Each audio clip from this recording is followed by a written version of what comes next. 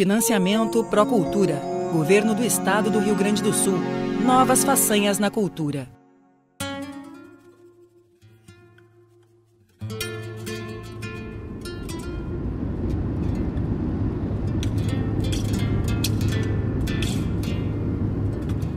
Fui buscar mais causos e gaitas, aqueles que fizeram diferença na minha vida, e eu tenho certeza que fizeram a diferença na vida e na música de muita gente. Irmãos que a vida me deu, só na música, e que realmente foram um marco divisor entre tudo aquilo que eu sabia de música. Artistas que de uma maneira ou outra também cruzaram a minha carreira e que já partiram para o outro lado, mas que deixaram a sua marca tanto na música do Rio Grande do Sul, do Brasil, mas especialmente na minha vida e na maneira como hoje eu percebo as coisas, a música. João Darlan Betanin, meu irmão Chiruzinho.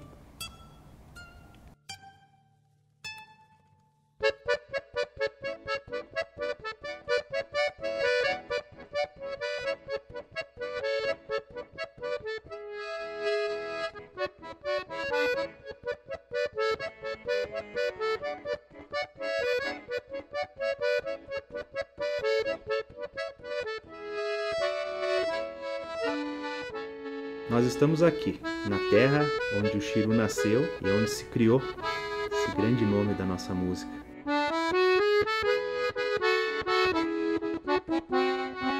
Eu sou uma pessoa que devo muito ao meu trabalho de escritor e convivência que eu tive com o Chiruzinho.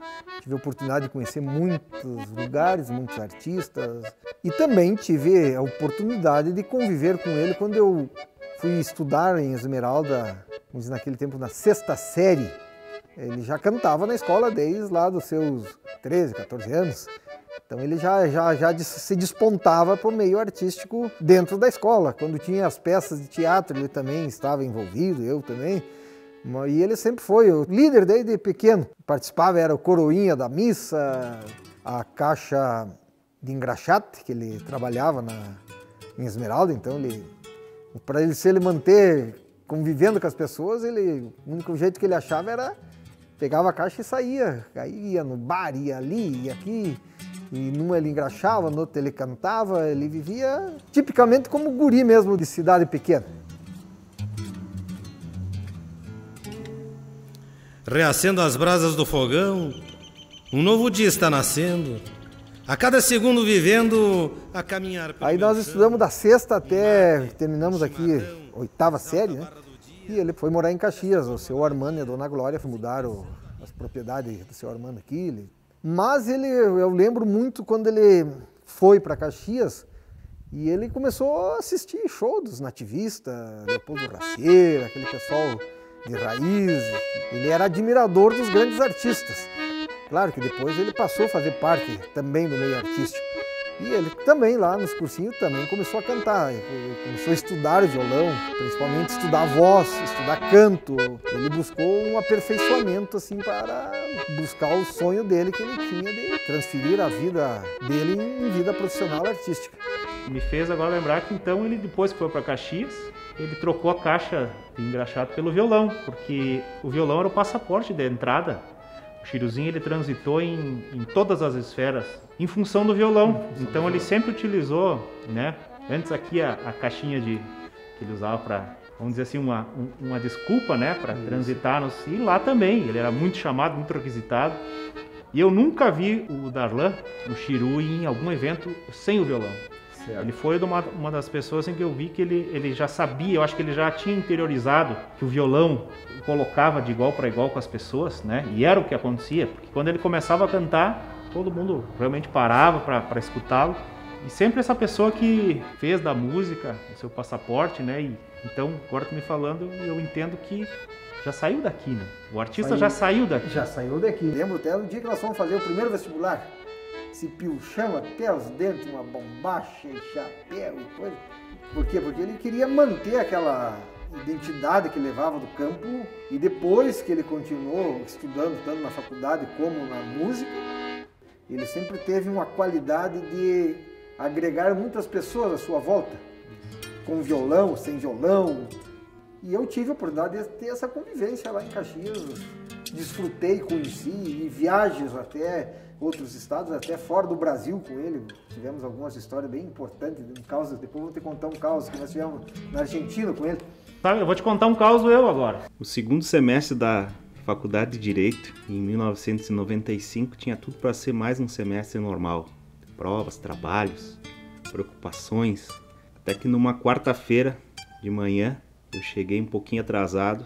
Primeira aula de Direito Comercial e tinha sobrado só umas classes mais no fundo da sala. E quando eu estava indo para a minha classe, percebi uma pessoa diferente, cabeludo, sorridente, mas nunca imaginei que aquele momento ia mudar completamente o rumo da minha vida.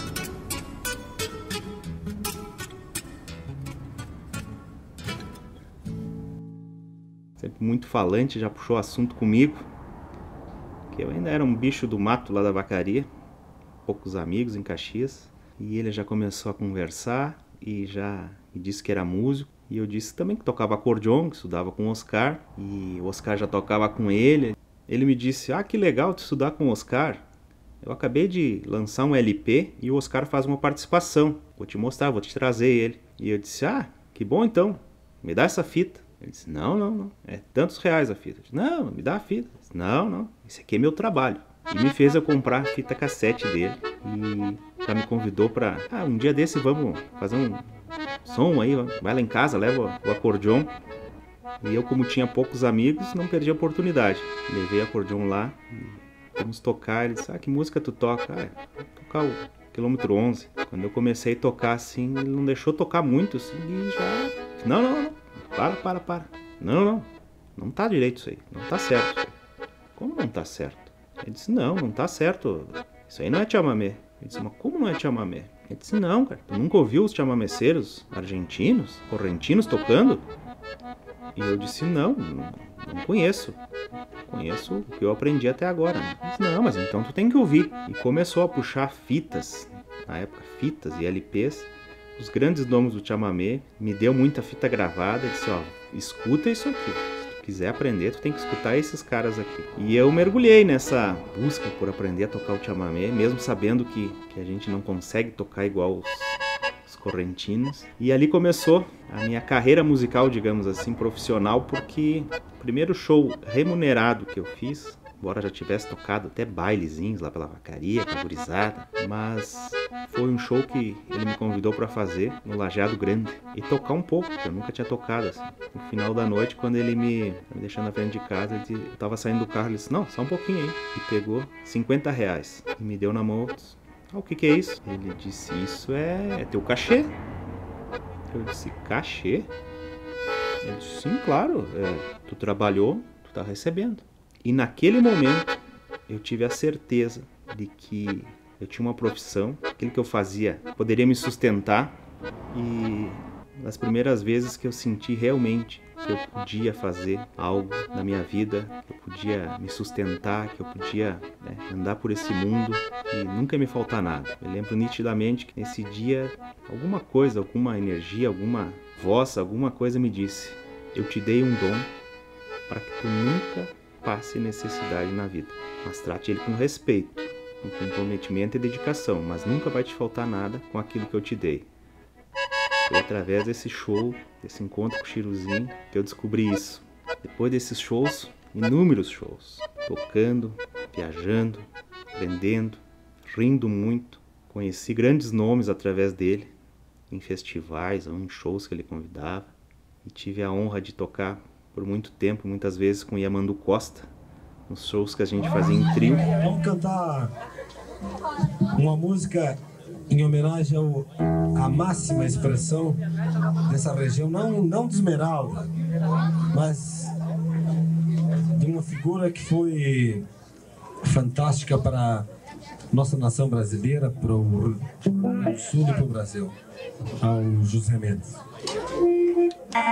Passados uns dias após o falecimento desse meu irmão, minha cunhada Márcia me chamou, me pediu para eu ir lá na casa deles para buscar alguma coisa do Chiru, né, de lembrança. E eu disse para ela: eu já tenho a coisa mais importante que me lembrará dele para sempre e que eu nunca devolvi. Eu achava aquele objeto como uma ligação direta daquele começo, onde a gente gravava no apartamento que eu morava algumas músicas para festival e tal, e ele levava um microfone muito estiloso assim, que tinha 2 cápsulas, então ele virava uma cápsula para ele e uma para mim, e a gente gravava ali, muito caseiro, em fita cassete, num aparelho de som velho que eu tinha, e lembra de como a gente começou, né?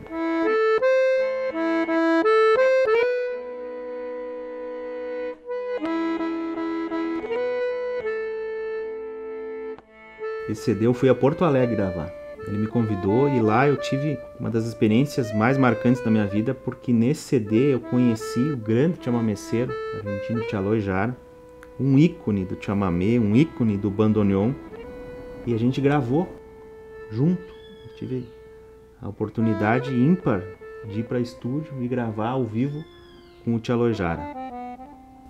Meio social, ele estava sempre bem inserido, né? Trazia as pessoas, conversava com todo tipo de gente, tanto com violão quanto sem.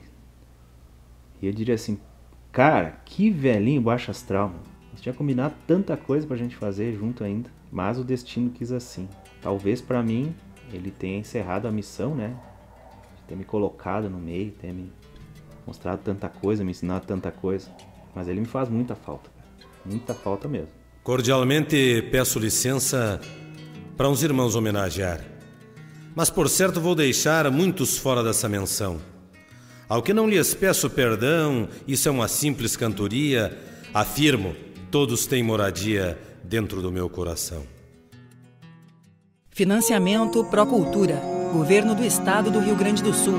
Novas façanhas na cultura.